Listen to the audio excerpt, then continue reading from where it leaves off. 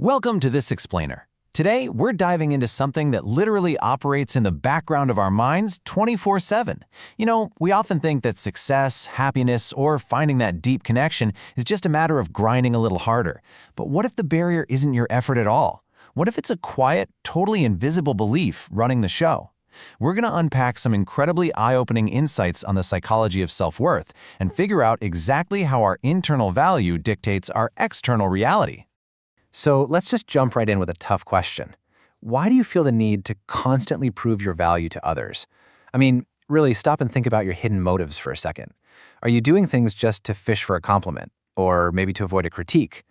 When we strip away the busyness of our daily routines, we often realize that a lot of our actions are just subtle pleas for external validation. We're essentially outsourcing our value to our bosses, our partners, our friends, basically waiting for them to say, "Hey, you're good enough." But as the source material points out, when you put your worth in someone else's hands, you're pretty much signing up for a life of constant anxiety. To put this into perspective, there's this fascinating and honestly kind of tragic story from our sources. Imagine a guy who buys his wife a fresh bouquet of flowers every single night. On the surface, right, you're thinking, wow, husband of the year. But the underlying frequency there, it was pure panic.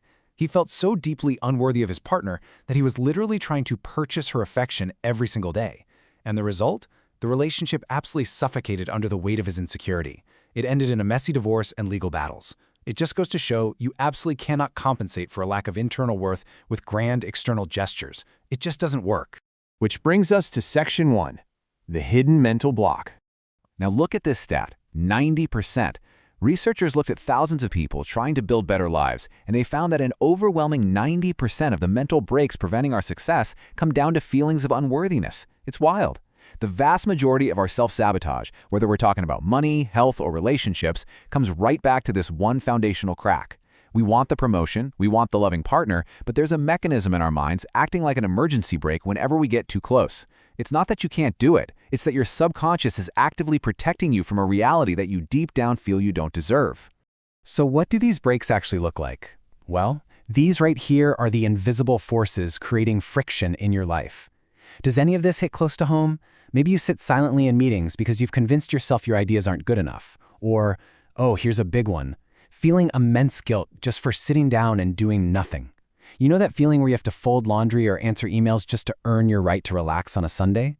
Or maybe you're a chronic people pleaser, terrified to set a boundary because you think they'll just abandon you. Guys, these are not just cute, quirky personality traits. They are direct symptoms of a fractured sense of self-worth. Let's move on to Section 2, signs of low self-worth.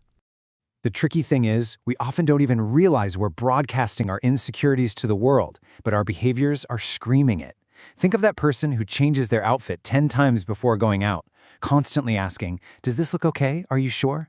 If their friend hesitates for even a microsecond, their entire night is ruined. Or picture the partner who needs to know your location every half hour, making you stay on FaceTime just to prove who you're hanging out with. That is not love. That is a profound lack of self-worth projecting itself as control. A person with high self-worth, they don't need to put their environment in a chokehold because they're secure in their own skin. It actually creates this brutal, destructive cycle. A lack of self-worth ends up creating the exact rejection we're so terrified of. Step 1. It starts on the inside. You feel like you aren't enough. So, Step 2, you ask, "Do you still love me? Are we okay?" Your partner says yes, but it's never enough. Step 3, you start smothering them, the tracking, the jealousy. And finally, Step 4, they get exhausted and walk away. And what does your brain say? See, I knew it. I knew I wasn't worthy. It is literally a self-fulfilling prophecy. Okay, let's dive into Section 3, the root of sabotage. Let's look at a real-world case because this is where it gets really interesting. A bossy story is a perfect example of what happens when the external world outpaces your internal worth. According to our sources, his income grew by 100 times. 100 times! But he felt completely empty. He got depressed and realized his own mind was trying to sabotage his newfound wealth. Why? Because the money didn't match his internal identity. The sources describe this almost like a universal law. If you don't feel worthy of your blessings, you will either lose them or you'll self-sabotage and throw them away yourself just to get back to your comfortable baseline. But when you actually fix this internal block, the external transformations are, well, they're kind of mind-blowing. Take Ali, a lawyer. He spent 10 years dealing with infertility and uncollected debts. After cultivating his self-worth, he recovered his fees and welcomed a healthy baby boy. Or Farhad, who multiplied his income by 1,500, bought his own gear and wiped out 8 loans. Then there's Yeganeh, who went from having emotional breakdowns over the smallest criticisms to experiencing profound emotional peace. It's like a giant puzzle. Once that internal block is removed, the external pieces just fall into place effortlessly. So, moving to section 4, life with high self-worth. What does this actually look like on a random Tuesday? Imagine waking up and not having that heavy knot of dread in your chest, just waking up with purpose.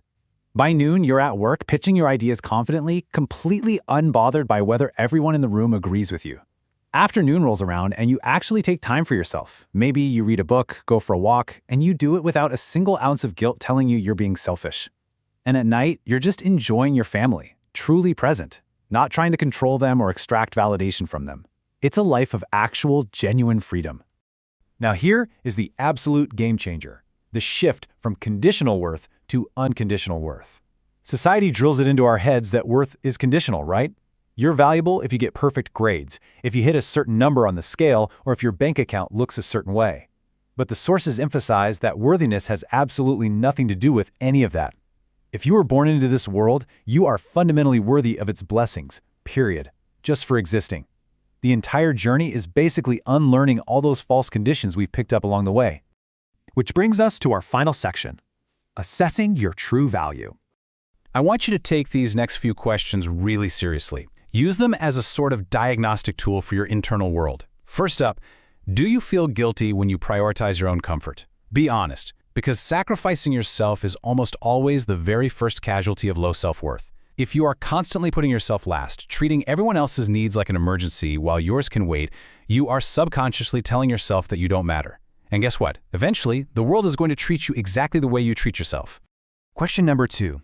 Is your standard of happiness internally driven, or are you scrolling Instagram to see how you stack up? Social media is a massive trap. It completely outsources your self-worth to artificial metrics. If you only feel good when you think you're winning against your peers, your self-worth is incredibly fragile. Literally, the moment you scroll past someone with a nicer house or a better vacation, your whole foundation cracks. True self-worth has to be an inside job. Next up, and this is the ultimate test for removing those mental breaks. Can you unconditionally consider yourself worthy of receiving life's blessings without needing to earn them first? Think about it. Can you just sit there on the couch doing absolutely nothing productive and still firmly believe that you are a highly valuable human being? If you can detach your worth from your daily output, you unlock a completely different level of living. And I'll leave you with this final provocative thought. Take a hard look at your daily habits, the way you talk to your partner, the way you show up at work. Are you running toward joy, or are you just running away from the fear of being insignificant? Because the beautiful truth is, once you stop exhausting yourself trying to prove your worth to the world finally has the space to appreciate exactly who you are.